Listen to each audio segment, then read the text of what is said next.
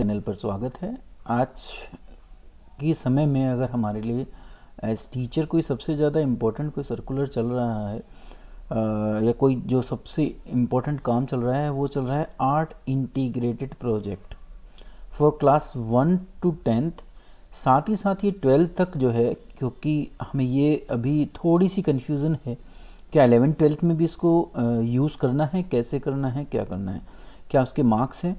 तो इन सब चीज़ों के डाउट जो हैं इस वीडियो के थ्रू मैं आपके सामने रखूँगा और इतनी ये वीडियो ख़त्म होगी आपके सारे डाउट जो हैं वो क्लियर हो जाएंगे। ये अभी जो हमारी ये वाली वीडियो है, ये वीडियो जो हमारे डिपार्टमेंट का जो सर्कुलर है DOE का, उससे रिलेटेड है, जो 16 दिसंबर 2020 को आया था। और ये भी बेस्ड जो है ये CBSE के ही सर्कुलर के ऊपर बेस्ड है। सिर्फ उसकी इम्प्लीमेंटेशन को यहाँ पर बोला गया है कि हमें उसको फॉलो करना है। एग्ज़ाम ब्रांच द्वारा इसको इशू किया गया था। तो क्या ये सर्कुलर कहता है, और इसी के साथ जो CBSE का वो सर्कुलर है जो इसमें शायद सबसे इम्पोर्टेंट रोल प्ले कर रहा है, वो हम इस वीडियो के थ्रू जानने की कोशिश करेंगे कि उन सब का अल्टीमेट मोटिव क्या है और क्या क्या हमें बच्चों से कराना है और क्या बच्चों को करना है। तो ये जो सर्कुलर था ये हमें यही कहता था कि CBSE का जो एक सर्कुलर है जो उसका नंबर है 33/2020 और ये 14 मई 2020 को इशू किया गया था। और ये इसी से रिलेटेड था, आर्ट इंटीग्रेटेड प्रोजेक्ट। तो वो यही कह रहे थे कि ये सारा काम जो है ये एक पैडागोजिकल इनिशिएटिव था जो CBSE ने एक और सर्कुलर इशू किया था इससे पहले 8 मार्च 2019 को। ये सारे सर्कुलर मैं इस वीडियो के साथ अटैच कर दूंगा कि ये किससे रिलेटेड थे। तो आर्ट इंटीग्रेटेड लर्निंग और उससे रिगार्डिंग गाइडलाइंस जो हैं वो एक सर्कुलर 18 अप्रैल 2020 को आया था। तो उन सब में दी हुई है ये सारे सर्कुलर, मैं इसके साथ अटैच कर दूंगा कि ये क्या कहते हैं। अभी बेसिकली हम ये समझें कि इस समय हमें क्या करना चाहिए, क्योंकि आए तो ये बहुत से पहले से हैं पर हमने अभी तक इन पे उस तरीके से वर्क नहीं किया था। तो आज हम ये देखते हैं कि बच्चों से हमें क्या किस तरीके से कराना है। तो आर्ट इंटीग्रेशन गाइडलाइंस जो है, various suggestive activity, project, assignment, lesson plan जो है, ये CBSE का एक मैनुअल है। इस मैनुअल में गिवन है, जब आप इस लिंक पर क्लिक करते हैं तो ये मैनुअल अपने आप ओपन हो जाता है। तो इसके थ्रू हमें गाइड मिल जाएगी कि हमें किस तरीके से इस प्रोजेक्ट को बनवाना है। अब अभी इस सर्कुलर की या क्या हाइलाइट्स हैं जो CBSE से इशू की गई हैं, उनको यहाँ पर थोड़ा सा आपको बताया गया है। अभी हम चलते हैं उसके ऊपर। तो पहली जो हाइलाइट है वो ये कहती है, पहला जो पॉइंट है इसके अंदर वो यही हमें बताता है कि आपका जो ये सर्कुलर है ये कहता है कि class 1 to 8 art integrated project should be transdisciplinary nature. इसका मतलब होता है कि आप एक साथ एक से ज़्यादा सब्जेक्ट को अपने उस प्रोजेक्ट में यूज़ कर सकते हैं। तो हम एक से ज़्यादा सब्जेक्ट का 1 to 8 हम यूज़ कर सकते हैं, और ये उनकी जो इंटरनल असेसमेंट होती है उसके अंदर आप इसको यूज़ कर सकते हैं। तो आपको प्रोजेक्ट 1 to 8 भी बनवाना है और उसमें आप एक ही प्रोजेक्ट में एक से ज़्यादा सब्जेक्ट इंक्लूड कर उस प्रोजेक्ट को जो है बनवा सकते हैं स्टूडेंट से। तो ट्रांस डिसिप्लिनरी का मतलब यही था, और जिसमें हम एक से ज़्यादा सब्जेक्ट को इंक्लूड कर उस प्रोजेक्ट को बनवा सकते हैं। फिर अगर हम बात करें क्लास 9th and 10th की, जिनके लिए बोला गया है कि उनके लिए प्रोजेक्ट नेसेसरी है, जो उनके इंटरनल असेसमेंट में जिसके मार्क्स भी जुड़ेंगे। तो इनके बारे में क्या कहा है कि student will take up an art integrated project work as a subject enrichment activity. तो आपको पता ही है कि जो इस समय का हमारा इंटरनल असेसमेंट का मार्किंग सिस्टम है उसमें आपको सब्जेक्ट इनरिचमेंट एक्टिविटी करानी पड़ती है। तो जो मार्किंग सिस्टम है हमारा इंटरनल असेसमेंट का, उसमें ये ऑलरेडी पहले से ही है। सब्जेक्ट इनरिचमेंट पहले हम अपने लेवल पर करते थे, अब CBSE ने कहा है उसमें आप इस आर्ट इंटीग्रेटेड प्रोजेक्ट को यूज़ करोगे। और ये आपको हर सब्जेक्ट के लिए करना होगा, जिससे और इसको यूज़ किया जाएगा इंटरनल असेसमेंट में। और student will take up integration with any form of Indian art, visual और परफॉर्मिंग। तो आप जो बनाओगे, ये प्रोजेक्ट जो बनेगा बच्चों से हम बनवाएंगे, उसमें स्टूडेंट जो है किसी के साथ भी इसको इंटीग्रेट कर सकते हैं, अब वो चाहे आर्ट हो, विजुअल हो या परफॉर्मिंग स्किल हो, उसमें हम उसको यूज़ करेंगे और हर सब्जेक्ट में ये बनेगा। अभी जो जिसके साथ हमें अटैच किया गया है दिल्ली को, वो सिक्किम स्टेट है, तो हम सिक्किम के साथ पेयर हैं, तो हमें जो भी यूज़ करना है आर्ट में, विजुअल में या परफॉर्मिंग में, वो सिक्किम स्टेट को यूज़ करना है और उसी के साथ अपने सब्जेक्ट को कोरिलेट कर कर स्टूडेंट जो है उसको उस पर्टिकुलर प्रोजेक्ट को बनाएगा जो उनके सब्जेक्ट इनरिचमेंट एक्टिविटी के इंटरनल असेसमेंट का पार्ट होगा। आगे चलते हैं।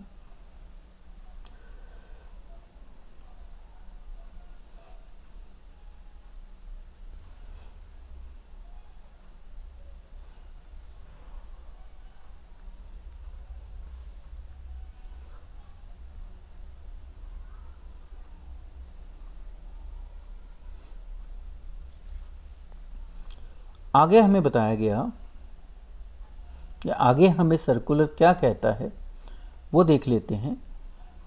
तो आगे सर्कुलर कहता है कि in minimum 1 project work of student for class 1st to 10th it is mandatory to integrate any art from the paired state. जो हमारे यहाँ पर सिक्किम है, अभी अगर हम अभी की बात करें तो हमारे साथ इस सेशन के अंदर सिक्किम है, तो हमें उसे कम से कम एक प्रोजेक्ट वर्क में, प्रोजेक्ट वर्क तो अगर हमारे 6 सब्जेक्ट हैं तो हमें 6 के 6 सब्जेक्ट्स में बनाना है, बट आप कम से कम उसमें से एक प्रोजेक्ट के अंदर जो है वो जो पेयर्ड स्टेट है उसको ज़रूर इंक्लूड करेंगे, और वो होगा किसके अंदर, एक भारत श्रेष्ठ भारत प्रोग्राम के अंदर।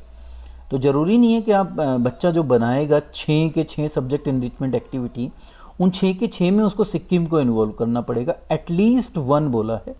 अब उससे ज़्यादा आप जितनों में करवा सकते हैं वो अच्छी बात है, पर एटलीस्ट 1 सब्जेक्ट में सिक्किम को ऐड करना है या सिक्किम के साथ पेयर कर कर अपने उस प्रोजेक्ट को हमें बनाना है।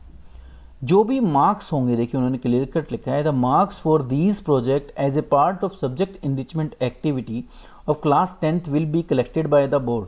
वो मार्क्स हमारे जाते ही हैं सब्जेक्ट इनरिचमेंट के, तो ये उसमें फीड भी होंगे।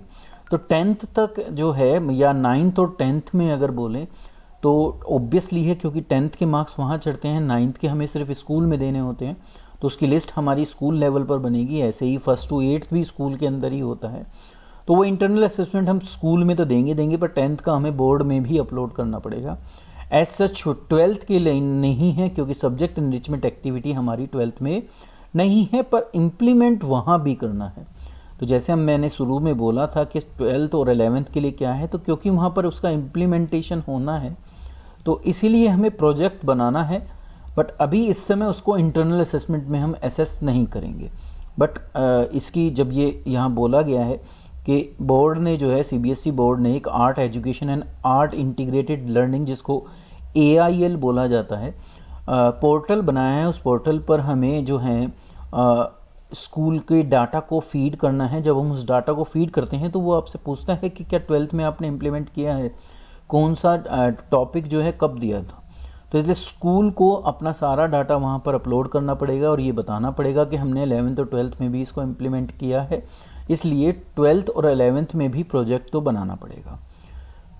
तो 10th और 12th के ऑब्वियसली जो बोर्ड के एडमिट कार्ड हैं वो भी जब ही डाउनलोड हो पाएंगे जब हम ये डाटा फीड कर देंगे, और सब्जेक्ट इनरिचमेंट एक्टिविटी के 10th के मार्क्स भी फीड होंगे वहाँ पर।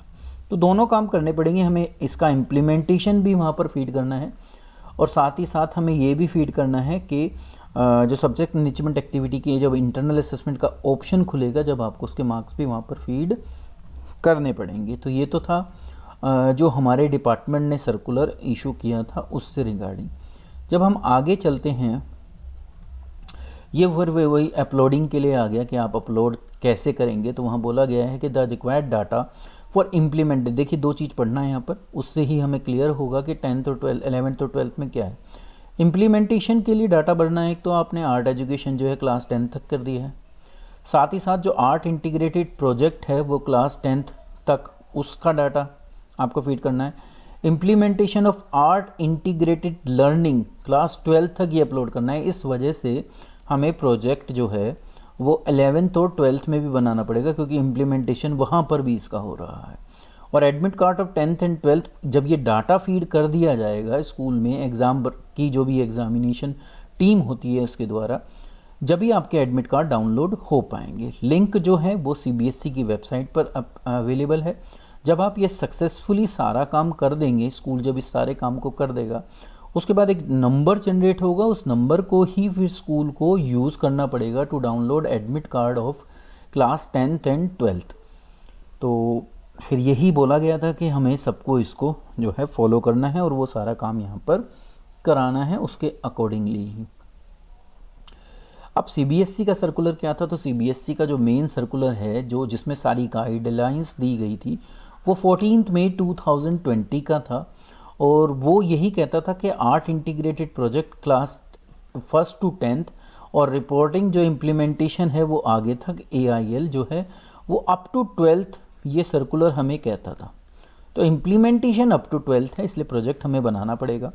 CBSE ने फिर वही सर्कुलर यहाँ पर भी लिखा है, क्योंकि डिपार्टमेंट ने इसी से ही अपने सर्कुलर को जनरेट किया है, तो वही चीज़ें यहाँ लिखी हैं जो वहाँ पर हमारे डिपार्टमेंट के सर्कुलर में आई हुई थी। तो उन्होंने भी यही कहा था कि जो बोर्ड के सर्कुलर्स हैं, अगर सर्कुलर्स हम देखें तो वही एक तो 18 जनवरी 2019 को आया था, जो लर्निंग आउटकम के बेस था कि टीचिंग लर्निंग प्रोसेस कैसी होनी चाहिए, लर्निंग आउटकम प्रोसेस। उस सर्कुलर को मैं इस वीडियो के साथ अटैच कर दूंगा, आप वहाँ से उसको डाउनलोड कर देख सकते हैं।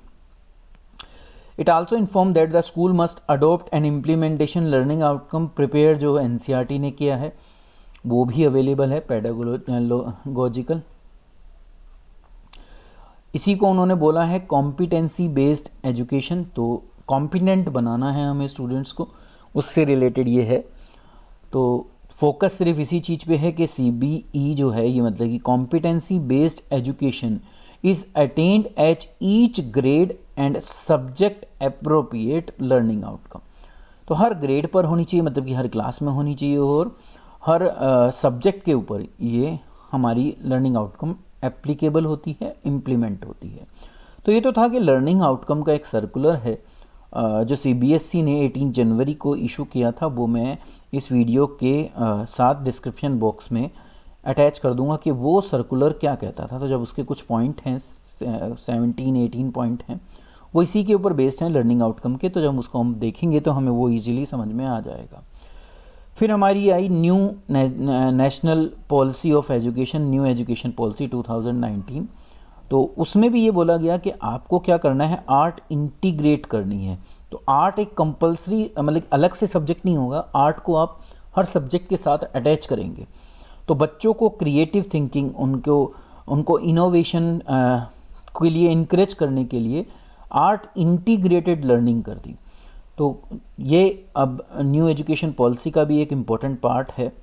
तो यही बोला गया कि art integrated education will be embedded in classroom transaction not only for creating joyful classroom but also for imbibing the Indian ethos, मतलब कि इंडियन कल्चर, इंडियन वैल्यूज़ जो हैं वो पहुंचानी है। तो आर्ट भी इस फॉर्म में यूज़ करनी है जिससे हम अपने पूरे कल्चर से जुड़ सकें, और इंडियन आर्ट और कल्चर को अपनी टीचिंग में और लर्निंग के अंदर हर लेवल पर उसको यूज़ करना है, जिससे बच्चे अपनी संस्कृति से भी क्या हो सके, अटैच हो सके, और हम अपने पूरे भारत के हर एरिए को समझ सकें, उस एरिए को अपनी पढ़ाई से जोड़ सकें कि जो हम पढ़ना चाहते हैं जिस भी सब्जेक्ट में है वो किस तरीके से किसी दूसरी स्टेट में वहाँ पर उससे रिलेटेड क्या हो रहा है। तो ये है आर्ट इंटीग्रेटेड लर्निंग, जिसको बोला गया है कि हमें इसको हर लेवल पर हर सब्जेक्ट के साथ जोड़ना है। तो इसीलिए पैडागोजिकल इनिशिएटिव CBSE ने लिया और आर्ट इंटीग्रेटेड लर्निंग शुरू की 8 मार्च को सर्कुलर इशू हुआ इससे रिलेटेड। उस सर्कुलर में यही बताया गया कि आर्ट इंटीग्रेटेड लर्निंग 2020-21 से सेशन से एप्लीकेबल होती है और हर एक को उसको फॉलो करना है। फिर 18 अप्रैल को एक दूसरा सर्कुलर जारी हुआ, इशू हुआ, जिसमें गाइडलाइंस बता रखी थी आर्ट इंटीग्रेटेड लर्निंग की। ये दोनों सर्कुलर भी मैं इस वीडियो के साथ अटैच कर दूंगा, क्योंकि अभी एक पर ही काम करना थोड़ा डिफ़िकल्ट है। 2-3 पर एक साथ काम करूंगा तो काम नहीं हो पाएगा, इसलिए मैं एक साथ नहीं काम कर रहा।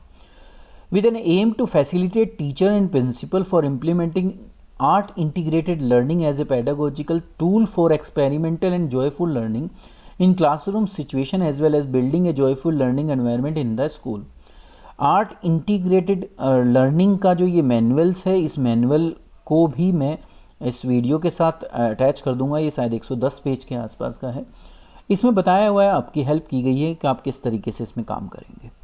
शुरुआत फिर वही है जो अभी CBSE का ने हमारे डिपार्टमेंट ने जो सर्कुलर लिखा है उसी से रिलेटेड है कि आर्ट इंटीग्रेटेड प्रोजेक्ट जो क्लास 1st to 10th है, क्योंकि यहाँ पर इसको एप्लीकेबल करना है, इसकी इंटरनल असेसमेंट में इनके मार्क्स हैं। तो यहाँ मार्क्स हैं तो मार्क्स के अकॉर्डिंग हमें काम करना पड़ेगा, उसका प्रॉपर रिकॉर्ड भी रखना पड़ेगा। तो यहाँ यही बोला गया है कि in continuation of the above effort it has been decided to introduce art integrated project work. तो प्रोजेक्ट शुरू कर दिया from class 1 to 10th to prompt art integrated learning in school making to make teaching learning competency based and joyful. तो एक first class से 10th class तक इसको एक प्रोजेक्ट के रूप में इंट्रोड्यूस कर दिया गया इस साल CBSE के द्वारा। As a part of this at least one, देखिए यहाँ पर ये वर्ड हमारे लिए इम्पोर्टेंट है कि कम से कम एक प्रोजेक्ट में हम इस आर्ट इंटीग्रेटेड प्रोजेक्ट को यूज़ करें। In each subject shall be taken up by all the student of class 9th and 10th। ठीक है, तो हर सब्जेक्ट में आर्ट इंटीग्रेटेड प्रोजेक्ट बनेगा 2020-21 के सेशन के लिए, और जो स्टूडेंट 1st to 8th हैं वो भी प्रोजेक्ट बनाएंगे, पर वो एक साथ कई सब्जेक्ट को उस आर्ट इंटीग्रेटेड प्रोजेक्ट में यूज़ कर सकते हैं, जिसको ट्रांस डिसिप्लिनरी प्रोजेक्ट कहा जाता है।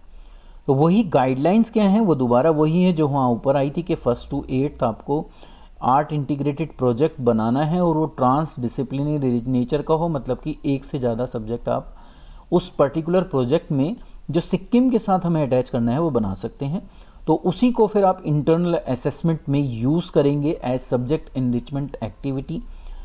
क्लास 9th और 10th के लिए बताया गया है कि हर सब्जेक्ट में बनाना है, इंटरनल असेसमेंट करनी है, art integrated project work each and every subject में बनाया जाएगा। जो इंपॉर्टेंट चीज़ वो ये है। एक और चीज़ है कि one of the objective of art integrated education is to make the student aware of the vast and diverse cultural heritage of our country. तो वही है कि सांस्कृतिक धरोहर को बताना था, तो इसलिए बोला गया कि student will take up integration with any form of Indian, अब वो चाहे आर्ट हो, विजुअल हो, परफॉर्मिंग आर्ट हो, इनमें से किसी को भी वो ले सकता है।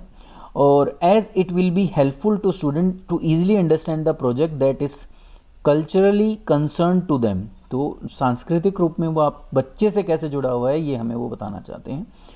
तो बस वही टीचर को उनकी मदद करनी है कि फैसिलिटेट करना है कि किस तरीके से आप किस चीज़ को कहाँ पर यूज़ करें, तो वो ईच एवरी जो सब्जेक्ट टीचर है वो उसको यूज़ करेगा। कम से कम एक प्रोजेक्ट में बोला गया है, मैंने आपको पहले ही बता दिया था कि 6, अगर मेरे पास 6 सब्जेक्ट हैं 9th और 10th में, तो बनाने मुझे 6 हैं, पर कम से कम एक के अंदर आप जो हैं जो ये पेयर्ड स्टेट है जो हमारे यहाँ पर सिक्किम है, इस सिक्किम के एक उसमें जो हमारा प्रोजेक्ट है उसके अंदर एक में आप उसको कम से कम इंक्लूड करोगे, और वो एक भारत श्रेष्ठ भारत प्रोग्राम के अंदर है। तो ये फिर वही एग्जांपल बता रखा है कि सिक्किम स्टेट हमारे साथ दिल्ली के साथ अटैच है, तो वो उसको हमें उस हिसाब से यूज़ करना है। Subject teacher along with the art teacher must plan and discuss the project in advance at the beginning of the academic session so that the student can give proper guidance to undertake various project. तो मिलकर काम करना है, जो arts के हमारे teachers हैं school में और जो सब्जेक्ट टीचर्स हैं उनको, जिससे हम जो ये प्रोजेक्ट वर्क है इसको बहुत अच्छे ढंग से पूरा कर सकें। Focus should be given on research of new topic कुछ भी नया हो, are not yet then taken by classroom, जो क्लासरूम में अभी तक पढ़ाया नहीं है हमने, ऐसे अगर हम टॉपिक को लेंगे तो वो ज़्यादा अच्छा है। Project should be taken up in an eco-friendly manner using readily available local resources without any financial burden। तो आपको इस तरीके से प्रोजेक्ट को लेना है जिससे फाइनेंशियल बर्डन हमारे स्टूडेंट्स के ऊपर ना आए। ये उन्होंने स्टेप्स बता रखे हैं कि किस तरीके से आप उस प्रोजेक्ट को पूरा करोगे। सबसे पहले हमें टॉपिक को सिलेक्ट करना है, थीम हो, ड्राइंग हो, जिस भी ऊपर हो, जो भी बच्चे की प्रीवियस नॉलेज है उसके अकॉर्डिंग। फिर उसको क्रिएटिव इंक्वायरी अपॉर्चुनिटी देनी है जो वो हमसे पूछ सके कि हाँ उसको इस तरीका आप इस प्रोजेक्ट पर किस तरीके से काम करना है। फिर हमें जब वो हमें प्रोजेक्ट दे देगा तो उसकी असेसमेंट करनी है और फिर उसका रिफ्लेक्शन देना है। तो प्रोजेक्ट जो है ये एक और इम्पॉर्टेंट चीज़ है कि हम प्रोजेक्ट जो हैं वो शुड बी गिवन, देखिए शुड यूज़ किया गया है, दैट्स मीन्स हम 4 से 5 बच्चों को एक प्रोजेक्ट दे सकते हैं और उन 4-5 बच्चों की असेसमेंट उसी एक जो प्रोजेक्ट है उसके ऊपर हम कर सकते हैं। जब भी क्रिएट करे जाएंगे project, it may be seen that it should not be too much pro art, मतलब इतना ज़्यादा डिफ़िकल्ट नहीं दे देना उनको कि वो काम ही ना कर पाएँ, तो उस चीज़ पर भी हमें ध्यान देना है। Assessments technique should be relevant and age appropriate, तो आप रेलिवेंट असेसमेंट टेक्निक को यूज़ करेंगे मार्क्स देने के लिए और एज के अकॉर्डिंग जो है उसको आप यूज़ करेंगे। क्राइटेरिया अलॉन्ग विद रूब्रिक का मतलब आप किस पार्ट पर कितने मार्क्स दे रहे हैं। For assessment can be devised collectively by teacher and student while planning the project, जब हम प्लान कर रहे हैं तो वो हम लगा सकते हैं कि किस चीज़ के कितने मार्क्स हैं उसके अंदर। School and teacher may prepare their calendar by assessing date and month for the execution of project, तो अब इस समय क्योंकि हमें उसको फीड करना है तो वो उसी अकॉर्डिंग हम काम कर रहे हैं इससे। Art integrated project shell also be an integral part of assessing the student participation in art related activities and attainment of learning outcome for the subject. तो आर्ट इंटीग्रेटेड प्रोजेक्ट जो है वो ये भी हो कि इंटीग्रल पार्ट हो 1st to 10th तो स्पेशली के असेसमेंट स्टूडेंट का हो सके और वो अपना लर्निंग आउटकम उसके अंदर अचीव कर सकें।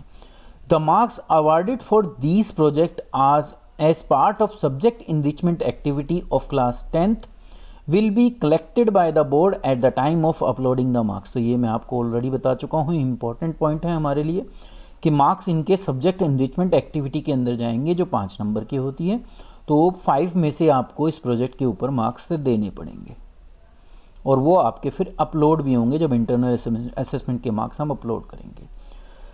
अब आया कि art integrated learning AIL as pedagogical tool for class 1st to 12th। तो यहाँ जब ये 12th आया तो कन्फ्यूज़न क्रिएट हुई कि अब तक तो 10वीं की बात थी, ये 12th आते ही क्या हुआ, क्योंकि इम्प्लीमेंट आपको ये AIL जो है 12th तक करनी है, इसलिए प्रोजेक्ट उनको भी बनाना पड़ रहा है। तो आगे पढ़ते हैं सर्कुलर को। The objective of AIL is not to promote art and skill of art but to use art as a tool of teach other subject. तो आर्ट को यूज़ कर हम अपने सब्जेक्ट पढ़ा पाएँ, ये मेन फोकस है इस AIL का, आर्ट इंटीग्रेटेड लर्निंग का, और उसी के थ्रू हम ये प्रोजेक्ट बना रहे हैं। कौन कौन से प्रोजेक्ट हम बनाएंगे वो एनेक्सर 2 में दिया हुआ है कि आपको सजेस्टिव हैं, वो सिर्फ आप उससे बाहर भी जाकर बना सकते हैं, पर वो आपकी हेल्प के लिए CBSE ने आपको बता रखा है कि आप इस तरीके से आर्ट को इंटीग्रेट कर सकते हैं अपने पर्टिकुलर सब्जेक्ट के साथ। Reporting of implementation of art education and AIL, तो इम्प्लीमेंटेशन को रिपोर्ट करना है। ये ऑलरेडी मैं बता चुका हूँ कि इस लिंक पर जाकर 10th और 12th के एडमिट कार्ड ही जब डाउनलोड हो पाएंगे जब हम ये वहाँ पर रिपोर्टिंग कर देंगे कि हमने इसको इम्प्लीमेंट 1st क्लास से लेके 12th क्लास तक कर दिया है। तो इम्प्लीमेंट होना है, इसीलिए 12th में और 11th में भी ये प्रोजेक्ट बनाना है। डाटा फीड वहाँ पर होगा। The required data regarding implementation project of class 10th और implementation for up to 12th वो अपलोड करना पड़ेगा, ये बता चुका हूँ। ये CBSE की साइट से मिलेगा, ये बता चुके हैं। जो स्कूल है अपना login end user ID password जो उसको पूरे साल के लिए मिलता है, उसको यूज़ कर वो उस डाटा को वहाँ पर फीड करेगा इस पोर्टल पर जाकर। जब वो सक्सेसफुली इसको अपलोड कर देगा उसके बाद भी वो डाउनलोड कर पाएंगे वो स्कूल अपने admit card for the board examination, upcoming board examination. Print out लेना है जो रिपोर्ट सबमिट आपने की है और उसका जो नंबर है वो फीड करना पड़ेगा आपको जब भी आप डाउनलोड करेंगे अपने admit card for class 10th and 12th। कोई भी क्वेरी है तो हम इस पर जाकर मेल कर सकते हैं और उस मेल के थ्रू हमारी क्वेरी को जो है सॉल्व किया जाएगा। तो ये था हमारा सर्कुलर। अब सर्कुलर के बाद जो इसमें इम्पोर्टेंट चीज़ थी वो ये थी कि कौन सी किस स्टेट किसके साथ है। तो हमारी तो सिक्किम के साथ है, तो हमें तो ज़्यादा इसको देखने की ज़रूरत नहीं है। दिल्ली की बात की जाए तो दिल्ली सिक्किम के साथ पेयर्ड है, तो हमें जो यूज़ करना है एटलीस्ट 1, ये बात आपको याद रखनी है कि बनाने शायद बेशक हमें 6 हों पर कम से कम एक में जो है हम सिक्किम को यूज़ करेंगे प्रोजेक्ट में। बच्चों तक ये बात आपको पहुंचानी है। अब ये आई के वो एक्टिविटीज़ क्या हैं डिफरेंट, तो जिनको हम पढ़ेंगे। तो सबसे पहले 2 डायमेंशनल या पिक्टोरियल एक्टिविटीज़, डिफरेंट सब्जेक्ट यहाँ पर मेंशन किए गए हैं जिनमें आप ये जो एक्टिविटी है इसको यूज़ कर सकते हैं। ये विजुअल आर्ट के लिए है, आर्ट एक्टिविटीज़ हैं ये। तो study of visual resources at home और in surrounding means of creative expression. तो विजुअल रिसोर्सेज को आप यूज़ कर सकते हैं और ये चीज़ जो एक्टिविटी है आप किस में करवा सकते हैं, एनवायरमेंटल स्टडी के सब्जेक्ट में, साइंस में, फिजिक्स में, केमिस्ट्री में, बायोलॉजी में, इन सब्जेक्ट्स में इसको यूज़ किया जा सकता है। Study of line, stroke, colour, shade, tone, texture etcetera जो है ये मैथमेटिक्स, फिजिक्स में हम यूज़ कर सकते हैं। Sketching from nature and surrounding जो है वो इन पर्टिकुलर सब्जेक्ट में biology, economics, mathematics, science, political science, geography, home science, economics इसमें यूज़ हो सकता है।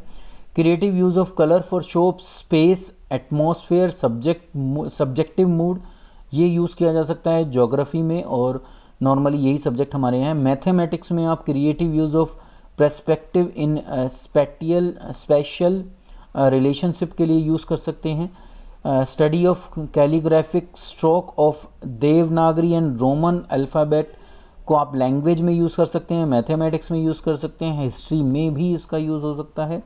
Use of contrast as an expressive element of art, mathematic, language, biology, geography, economics में use किया जा सकता है। Study and use of various media and technique to the extent of their availability, ये आप अकाउंटेंसी में जो, क्योंकि अगर कॉमर्स की बात की जाए तो कॉमर्स में अकाउंटेंसी और बिजनेस स्टडी में हम इसको यूज़ कर सकते हैं, वेरियस मीडिया और टेक्निक्स को। बाकी भी सब्जेक्ट में यूज़ हो सकती है। Pencil, charcoal, water colour, crayons, oil colour, postal colour, acrylic colour, other unconventional जो सोर्स हैं उनको हम यूज़ कर सकते हैं। ये भी अकाउंट्स वगैरह में, बिजनेस स्टडी में, ज्योग्राफी में इनका यूज़ हम कर सकते हैं। तो ऐसे ही आप देखोगे तो इसमें बहुत सारी ये कोलाज मेकिंग है जो बिजनेस स्टडी में यूज़ हो सकती है, पॉलिटिकल साइंस में हो सकती है। प्रिंटिंग एंड मोनो प्रिंटिंग है होम साइंस, हिस्ट्री, मैथमेटिक्स में। Basic knowledge of computer graphic को हम यूज़ कर सकते हैं कंप्यूटर एप्लीकेशन में, पॉलिटिकल साइंस में, इकोनॉमिक्स में, ज्योग्राफी में। 3 डायमेंशन की बात की जाए तो बेसिक फॉर्म इन क्ले को आप यूज़ कर सकते हो मैथमेटिक्स, बायोलॉजी, ज्योग्राफी में। Study of various material such as clay, plaster of Paris, soft stone, wood, इनको यूज़ किया जा सकता है। Physics, mathematics, home science, history, geography, environment study, इन सब में यूज़ हो सकता है। एग्रीकल्चर जहाँ है वहाँ पर भी यूज़ हो सकता है, क्योंकि क्ले की बात की गई है तो वहाँ ज़रूर यूज़ हो सकता है। Study of natural and man made forms, human figures, birds, animal, ये बनाई जा सकती है। एग्रीकल्चर अकाउंट्स में भी बनाई जा सकती है। देखिए तो आप इनको यूज़ कर सकते हैं। अब डिफरेंट एक्टिविटीज़ आपको सजेस्टिव यहाँ दे रखी है और उनको आप अपने बच्चों को अपने सब्जेक्ट के अकॉर्डिंग, जो भी सब्जेक्ट है, देखिए अकाउंटेंसी यहाँ पर भी है तो object of day to day use in group and in different setting and arrangement, इसको भी अब आप इसको यूज़ कर सकते हो अपने उस प्रोजेक्ट को बनाने के लिए। तो ये प्रोजेक्ट का पार्ट हो सकता है सिक्किम के ऊपर बेस्ड, कम से कम एटलीस्ट 1 में ज़रूर करना पड़ेगा। Assignment in 2 and 3 dimensional subjective form could include among other painting, graphics, clay modelling, mask, puppet, textile designing, इन सब में आप ये कर सकते हैं। ज्योग्राफी में इसको यूज़ कर सकते हैं, आप हिस्ट्री में यूज़ कर सकते हैं, साइंस में भी यूज़ कर सकते हैं, होम साइंस में भी यूज़ ये हो सकता है। फिर आता है को relating art activity with other school activities, उनमें आप इसको यूज़ कर सकते हैं। पपेट बनाना है जो है, इम्प्रोवाइज पपेट, हिस्ट्री में, पॉलिटिकल साइंस में, ज्योग्राफी में, बिजनेस स्टडी में भी आप इसको यूज़ कर सकते हैं। Aesthetic organization of physical environment by enhancing the surrounding area, landscaping including plantation of tree वगैरह आप यूज़ कर सकते हो। एग्रीकल्चर का बहुत इंपॉर्टेंट है, होम साइंस में भी इसको यूज़ किया जा सकता है, ज्योग्राफी में भी, हॉर्टिकल्चर में भी। Constructing stage setting props such as curtain, backdrop, stage lighting, improvised furniture set, ये सब भी हम यूज़ कर सकते हैं होम साइंस आर्ट्स वगैरह में। Designing the school magazine, wall magazine, bulletin board, ये भी बना सकते हैं हम। मैथमेटिक्स में, फिजिक्स में, हिस्ट्री में, तो आप इन सब चीज़ों का यूज़ कर सकते हैं अपना आर्ट इंटीग्रेटेड प्रोजेक्ट बनाने के अंदर। अब ग्रुप एक्टिविटी आ जाती है। कहा कि organizing display and exhibition of student, क्योंकि ग्रुप की बात है, 4 से 5 बच्चे बोले गए हैं, तो आप इन एक्टिविटी को उनके लिए यूज़ कर सकते हैं। साइंस में, मैथ में, लैंग्वेज में यूज़ हो सकता है। इंटर स्कूल आर्ट एग्जीबिशन करा दिया जाए, प्लानिंग और ऑर्गेनाइजिंग फेस्टिवल कर दिया जाए, तो ये ऑब्वियसली मेरे हिसाब से ये बिजनेस स्टडी का भी एक पार्ट हो सकता है। लिखा नहीं है पर आप इसको यूज़ कर सकते हैं।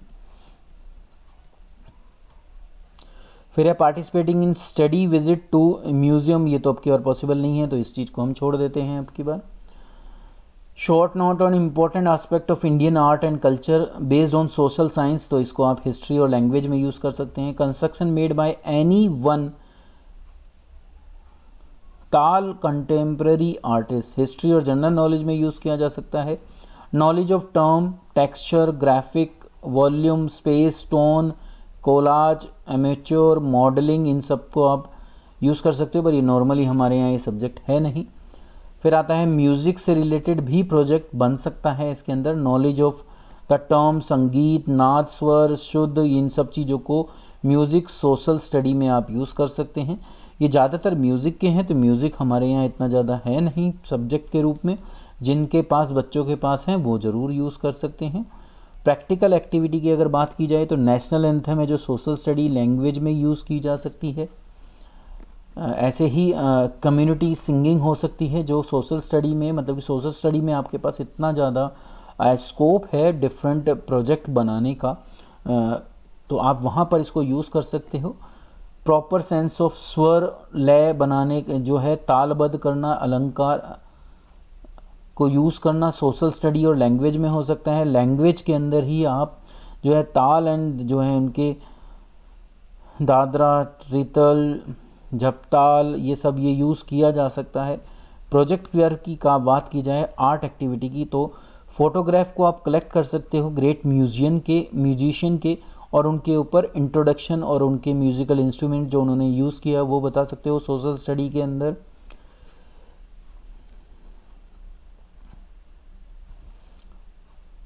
To listen to music program on radio और TV and write short description of the performance, उसको आप यूज़ कर सकते हो हिस्ट्री में भी, सोशल स्टडी में भी। नॉलेज ऑफ द टर्म, ये आप यूज़ कर सकते हो किसमें, म्यूज़िक में, लैंग्वेज में। Basic knowledge of notation system को आप यूज़ कर सकते हो लैंग्वेज में, हिस्ट्री के अंदर। Short note on at least 4 musical instrument, music production, history, इनमें आप यूज़ कर सकते हो उसको। प्रैक्टिकल एक्टिविटी की बात आ रही है तो tuning and playing of any one of the following instrument आप यूज़ कर सकते हो। तो अभी देखिए म्यूज़िक के ऊपर बहुत सारे काम हैं जिनको आप यूज़ कर सकते हो। ड्रामा है जो लैंग्वेज, हिस्ट्री, ज्योग्राफी में भी यूज़ हो सकता है। और ये कुछ और आए जाके देखें तो यहाँ पर बिजनेस स्टडी, अकाउंटेंसी में कुछ यूज़ हो सकता है। क्या हो सकता है, exercise in creation of plot and conflict based on episode happening, मतलब कि आप एक नुक्कड़ नाटक टाइप बना सकते हैं, ग्रुप एक्टिविटी है, बट ये अभी इतना ज़्यादा पॉसिबल नहीं है, तो इनको थोड़ा सा हम अवॉइड ही करेंगे। पर ये सारे काम जो है नेक्स्ट ईयर भी हमारे साथ होंगे, तो हम इनको जब भी कर सकते हैं। ये कुछ और चीज़ें आई, तो यहाँ पर बहुत सारे आपको ऑप्शन दिए गए हैं डिफरेंट सब्जेक्ट में, हिस्ट्री में, लैंग्वेजेस में, इनमें बहुत सारे आपको ऑप्शंस हैं। अब आप योगा वगैरह में इनको यूज़ कर सकते हैं, तो ज़्यादातर देखिए डांस वगैरह के ऊपर है क्योंकि उन्हीं से रिलेटेड है, तो आप उनको यूज़ कर सकते हैं। फिर इस तरीके से हमें फिर ये डाटा अपलोड करना होता है टीचर जो है मोबाइल नंबर डालना पड़ेगा, क्लास लिखना पड़ेगा, डे बताने पड़ेंगे, टाइम स्लॉट बताना पड़ेगा, ये कौन सा टॉपिक उन बच्चों ने लिया उसको सेलेक्ट करना पड़ेगा। तो ये लिस्ट है पूरी, इसमें से ही हमें जो है सेलेक्ट कर कर देना है बच्चे को, और या वो बच्चा सेलेक्ट करेगा। उस तरीके से जैसे भी है म्यूचुअल अंडरस्टैंडिंग पर इस काम को करना है। और ये सर्कुलर इस तरीके से ख़त्म हो जाता है। 5 मार्क्स हैं, ये आपको पता ही है, 1st to 10th। तो ये था पूरा ये CBSE का सर्कुलर जो किस तरीके से हमें बता रहा था। इस वीडियो के एंड में जितने भी वो सर्कुलर हैं फॉर रेडी रेफरेंस मैं आपके लिए वो अवेलेबल करा दूंगा इस वीडियो के साथ। नेक्स्ट वीडियो भी इस पर एक आने वाली है जहाँ पर मैं इस चीज़ को शॉर्टन कर कर आपके सामने रखूँगा, तो उसको हम देखेंगे। बाद में फिर हम अपनी सब्जेक्ट स्पेसिफिक जाएंगे। मैं कॉमर्स का टीचर हूँ, तो मैं अकाउंट्स और बिजनेस स्टडी के ऊपर ज़रूर बताऊंगा कि किस तरीके से हम अकाउंट्स और बिजनेस स्टडी का प्रोजेक्ट बना सकते हैं। अभी के लिए इतना ही। Thank you.